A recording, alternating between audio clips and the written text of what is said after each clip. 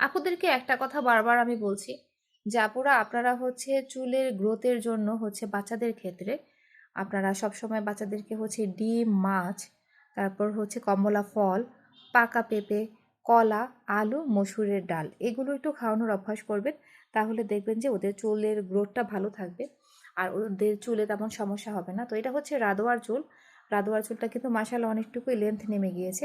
আরেকটি কথা বারবার বলি, একটা বাচ্চার চুল যখন আপনি বড় করতে যাবেন, বাচ্চাটার চুল এখান থেকে এ অবধি নামতে ঠিক আপনার 2.5 থেকে 3 বছর পর্যন্ত সময় লেগে যাবে। আর দেখুন এইটুকু চুল লম্বা হয়েছে মাত্র 1.5 বছরে।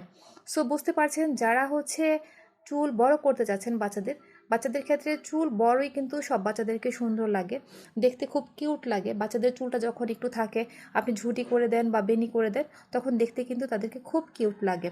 সো সেই ক্ষেত্রে আপনারা একটু বোঝার চেষ্টা করেন যে বাচ্চার চুল বড় হওয়ার জন্য এখান থেকে এই অবধি নামতে কিন্তু আপনার 2.5 বছর লেগে যাচ্ছে বা 3 বছর কারো কারো ক্ষেত্রে, কারণ সবার চুলের গ্রোথ একরকম হয় না। আর রাদুয়ার এইটুকু লম্বা হয়েছে চুল মাত্র 1.5 বছরে।